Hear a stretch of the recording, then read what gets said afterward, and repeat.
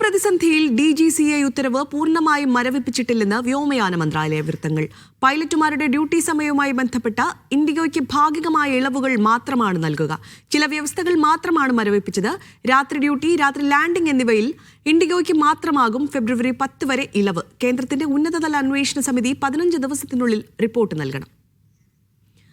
PR Aravind ചേരുന്നു വാർത്തയുടെ വിശദാംശങ്ങളുമായി. അരവിന്ദ്, കഴിഞ്ഞ ദിവസങ്ങളിലായി ഇൻഡിഗോ സർവീസ് ആകെ താറുമാറാകുന്ന ഒരു അവസ്ഥയായിരുന്നു. അവസാനം ഇൻഡിഗോ CEO തന്നെ മാപ്പ് പറഞ്ഞ് രംഗത്തെത്തുന്നു. പക്ഷേ ഇൻഡിഗോ DGCAയുടെ ഉത്തരവ് അട്ടിമറിച്ചുകൊണ്ട് മനഃപൂർവ്വം പ്രതിസന്ധി സൃഷ്ടിക്കുകയാണെന്നൊക്കെ പറഞ്ഞ് പൈലറ്റുമാർ രംഗത്തെത്തിയിരുന്നു. ഇപ്പോൾ ഇതിന്റെ പശ്ചാത്തലത്തിലാണോ അന്വേഷണം?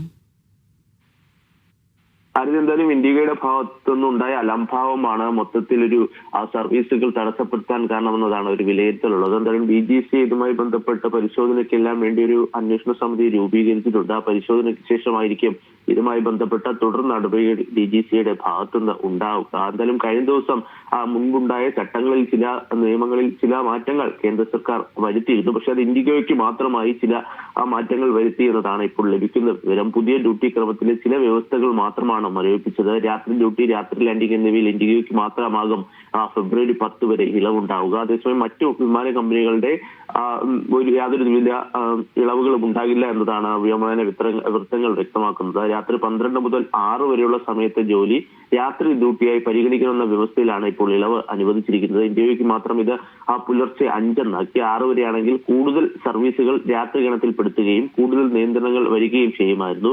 എന്തായാലും പൈലറ്റുമാരുടെ അടക്കം ആവശ്യം ഉന്നയിച്ചുകൊണ്ടാണ് ഒരു പരിഗണനയിലേക്ക് ഇപ്പോൾ പോയിരിക്കുന്നത്. കാരണം ഇന്നലെയും ഇന്നുമായി ഏകദേശം 1000-ഓളം സർവീസുകൾ, ഇന്ത്യയുടെ സർവീസുകളാണ് രാജ്യവ്യാപകമായി തടസ്സപ്പെട്ടത്.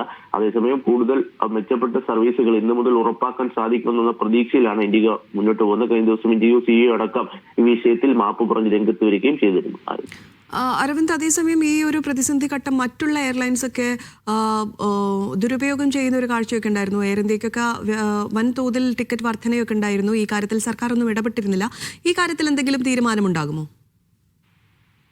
മറ്റു വിമാന കമ്പനികൾ വില വർദ്ധിച്ചതുമായി ബന്ധപ്പെട്ടൊരു ഇടപെടൽ ഇതുവരെ കേന്ദ്ര സർക്കാരിന്റെ ഭാഗത്തുനിന്ന് ഉണ്ടായില്ല. ഇന്നലെ പല ടിക്കറ്റുകൾ, കാരണം ഡൽഹി, കൊച്ചി, ഡൽഹി ട്രിവാൻഡ്രം ടിക്കറ്റ് എല്ലാം നോക്കുമ്പോൾ ഏകദേശം 1 ലക്ഷം രൂപയുടെ അടുത്തായിരുന്നു ആ ടിക്കറ്റുകളുടെ നിരക്കെന്ന് പറയുന്നത്. ഇൻഡിഗോയ്ക്ക് ഉണ്ടായ ഈ വീഴ്ച അത് മറ്റു കമ്പനികൾ അതൊരു സമയത്ത് ഉപയോഗിക്കാൻ, അല്ലെങ്കിൽ അവരുടെ ലാഭത്തിന് വേണ്ടി ഉപയോഗിക്കുന്നു എന്ന വിമർശനവും ശക്തമായിരുന്നു. പ്രതിപക്ഷം അടക്കം ഇന്നലെ ഈ വിഷയം പാർലമെന്റിൽ ഉയർത്തി കാണിക്കുകയും ചെയ്തിരുന്നു. പക്ഷേ കൃത്യമായ ഇടപെടൽ കേന്ദ്ര സർക്കാരിന്റെ ഭാഗത്തുനിന്ന് ഉണ്ടായില്ല. മുൻപും വിമാന ടിക്കറ്റുകൾ ഇത്തരത്തിൽ ഉയരുന്നത് കാണിച്ച് നിരവധി പരാതികൾ DGCAയ്ക്കും കേന്ദ്ര സർക്കാരിനും നൽകിയപ്പോഴും ആ വിഷയത്തിൽ ഇടപെടാനൊന്നും കേന്ദ്ര സർക്കാർ തയ്യാറായിട്ടില്ല. എന്തായാലും ഇതിന് പിന്നാലെ ഈ വിമാന ടിക്കറ്റ് നിരക്കുകൾ അടക്കം വർദ്ധിച്ചതിന് പിന്നാലെയാണ് ചട്ടങ്ങളിൽ ചില മാറ്റങ്ങൾ ഇൻഡിഗോയ്ക്ക് വേണ്ടി കേന്ദ്ര സർക്കാർ വരുത്തിയത്. ശരി, PR അരവിന്ദാണ് വാർത്തയുടെ വിശദാംശങ്ങൾ നൽകിയത്.